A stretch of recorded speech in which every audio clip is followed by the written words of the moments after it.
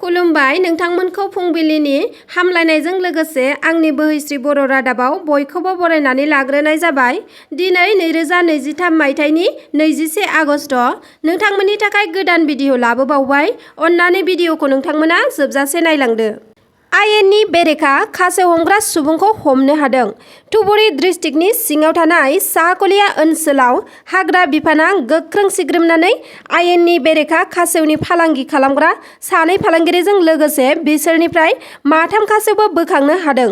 हमजानाय सानै सुबुंनि मुङा जाबाय भास्कर बर्मन आरो इन्द्रजित बर्मन, सानैबो वेस्ट बेंगलनि थागिबि।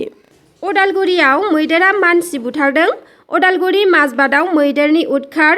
माजबादनि कलबारियाव मैदेरनि गाग्लोबनायजों थैनो गोनां जादों सासे बर' आइजोआ। मुङा बिलाइस्रि दैमारि, 45 बोसोर बैसोनि। फोरमायथिनाय बादिब्ला अरुणाचलनि हाग्रानिफ्राय फैनाय मैदेरा मोनानि 9:30 रिंगायाव जितेन दैमारि मुंनि न'आव गाग्लोबफैदोंमोन आरो उन्दुबाय थानाय बिलाइस्रि दैमारिखौ मैदेरा बोखांना लांना बुथारहैदोंमोन। मैदेरनि गाग्लोबनायजों जायगायावनो जिउ खोमानो गोनां जादों बिलाइस्रि दैमारिया। न'खरनि मानसिफ्रा खुनुरुखुमै खारनानै जिउ रैखा मोननो हादों। हाग्रानि मैदेरनि गाग्लोबनायजों जिउ खोमानांनाय न'खरनो सरकारनिफ्राय अदेबानि हाग्रा बिफाननिफ्राय अनसुंथाइ होगोन होनना मिथिना मोन्दों। पिटिसिनि बारग' गाहाय खुंगिरि एबा CEM हाग्रामा महिलारि बिथाङा एविक्शन खालामनो नागिरनायनि सायाव मा बुंखो भिडिअनि गेजेरजों नोंथांमोनहा नायलांदो। प्रमोद बरे जितु उच्छेद কৰিব কাৰণে নটিচ দিয়া আছে সেইটো আমি কন্ডেম কৰিছো আৰু যত উচ্ছেদৰ কাৰণে নটিচ দিছে তাতে আমি যাম। মানে ৰাষ্ট্ৰীয় উদ্যানক ধ্বংস কৰিবলৈ লৈছে নেকি প্ৰমোদে সব খাব, প্ৰমোদে সব খাই শেষ কৰিব। দল হিচাপে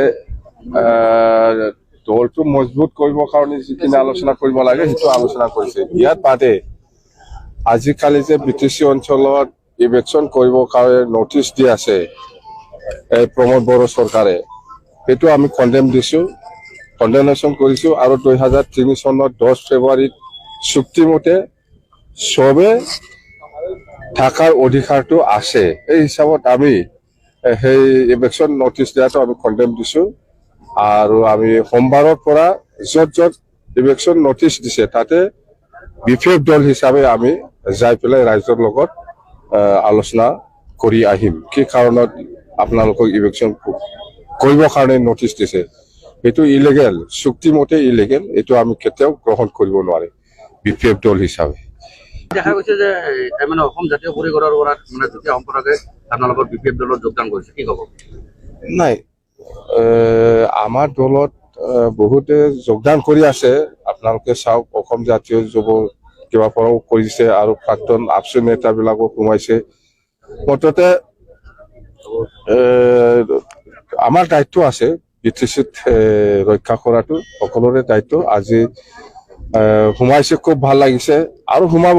বহুত নেতা কৰ্মী আৰু আছে, BJPৰো আছে, UPPLৰো আছে, আপচুৰো আছে, এনেকুৱা বহুত কংগ্ৰেছৰো আছে, সোমাব আৰু এনেকুৱা আমাৰ দলটো ভাল পাই পেলাই সোমোৱা অভাৱ নাই। এতিয়া আমি সোমাই পেলাই ল'ম, সকলো জাতি জনগোষ্ঠীৰ লৈ পেলাইহে বিপিএফ দল, সেইকাৰণে আমি একেলগে কাম কৰিব বিচাৰিম। নাই, সেইটো অসমৰ CM ছাৰে কি কৈছে কোৱা নাই, মই একো নাজানো। কিন্তু আমাৰ দলৰ কথাটো হ'ল সিদ্ধান্তটো হ'ল আজিৰ দিনত আমি কোনো কংগ্ৰেছৰ লগতো নাই, BJPৰ লগতো নাই। আমি বিপিএফ দলে দুটা লোকসভা ওদালগুৰি আৰু কোকৰাঝাৰ দুটা লোকসভা বিপিএফে অকলে MP টো খেলিব। বিগত 3 বছৰত 40টাৰো অধিক হাতী হত্যা আৰু 5টা গড় হত্যা মানে ৰাষ্ট্ৰীয় উদ্যানত, কি ক'ব? এইটোতো প্ৰমোদহে জানে, প্ৰমোদৰ দিনত হৈছে, এইটো প্ৰমোদে জানিব, মই আৰু কি ক'ম। প্ৰমোদে জানে। প্ৰমোদৰ দিনত 3টা বছৰ হৈ গ'ল, 3টা বছৰত 2টা এক্সট্ৰিমিষ্ট অৰ্গেনাইজেশ্যন খুলিছে। এইটোকে শান্তি কয় নেকি? শান্তি ক'ত আছে? অশান্তিহে বেছি হৈ আছে। আৰু প্ৰমোদৰ দিনত আজি একটা পিছত একটা BTCটো ধ্বংস হ'বলৈ গৈ আছে।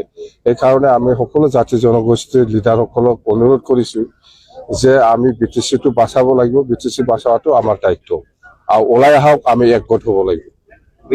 বহুত জায়গাত দেখা গৈছে যে প্ৰমোদ বৰাই মানে উচ্ছেদ অভিযানৰ নোটিছ জাননী কৰি যায় নাই নাই এইটো কৈছো মই এইটো অলৰেডি কৈছো মই প্ৰমোদ বড়োৱে যিটো উচ্ছেদ কৰিবৰ কাৰণে নটিচ দিয়া আছে সেইটো আমি কণ্ডেম কৰিছো আৰু য'ত য'ত উচ্ছেদৰ কাৰণে নটিচ দিছে তাতে আমি যাম মানৱ ৰাষ্ট্ৰীয় উদ্যানক ধ্বংস কৰিবলৈ লৈছে নেকি প্ৰমোদে চব খাব প্ৰমোদে চব খাই শেষ কৰিব एबसुनि बारग' दैदेनगिरि आरो एसजिपिनि दैदेनगिरि कास्टम बसुमतारी बिथाङा बिपिएफ दोलोआव मानो हाबदों आरो बेनि सायाव कास्टम बसुमतारिया मा फोरमायखो फै जों मिथिना लानि बिपिएफ राजखान्थि दोलोनि सिडब्लिउसि दिनै बिजिनियाव जादोंमोन मानाव गेदेर बिपिएफ दोलोनि आफादगिरि मानगोनां हाग्रामा महिलारि सारनि दैदेननायाव दा जोङो अर्जुन नार्जारि पानिरिनि आरो बेबादिनो फंबाय जोङो गासै आवगाय दुलाराय बर' फरायसा आफादनि मावथिमोन जों फैनानै दिनै बिपिएफ दोलो राजखान्थि दोलोआव जयेन जाफैदों जों गिबियाव साबायखर बावो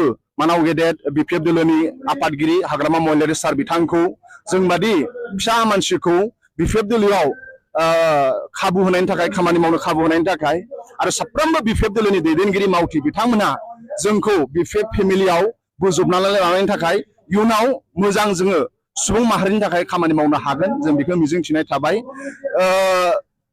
2003 मायथाइयाव बिटिसि सुक्ति जादों बिएलटिनि दैदेननाय आरो दुलाराय बर' फरायसा आफादनि बै समाव दैदेननाय नर्थ इस्टआव सा सानजा रायजो भारतआव गासै जोंहा 10टा सिक शेड्युल दङ मिजोरामाव 3 सिक शेड्युल मेघालयआव 3 सिक शेड्युल त्रिपुरायाव मोनसे सिक शेड्युल आसामाव 3 बिटिसिखौ लानानै सिक शेड्युल बयनिफ्राय इयुनाव एग्रीमेंट जानाय बा एकर्ड जानाय बे जाहैबाय बिटिसि एकर्डनि उनाव जोंहा बर' भाषाया 8 शेड्युलाव रिकगनाइज मोनदों बिटिसि एकर्डनि उनाव जोंहा 6 शेड्युल मोनसे एनाउन्समेन्ट मोनदों नाथाय हाग्रामा महिलारि सार दैदेननायनि जि बिटिसि बयनिफ्राय इयुनाव 2003 मायथाइयावसो एग्रीमेंट जादों अब्लाबो बिराद फास्ट बे मोनसे डेभलपमेन्ट जादों नोंथांमोना आंनि भिडिअखौ जोबजासे नायलांनायनि थाखाय रोजा रोजा साबायखर थाबाय आरो नोंथांमोना जुदि आंनि भिडिअखौ नायनानै मोजां मोनोब्ला लाइक शेयार साबस्क्राइब खालामनानै हो जाहाथे आं गोदान भिडिअनि आपडेट नोंथांमोननिसिम लाबोनो हायो एसेनोसै गोजोन्थों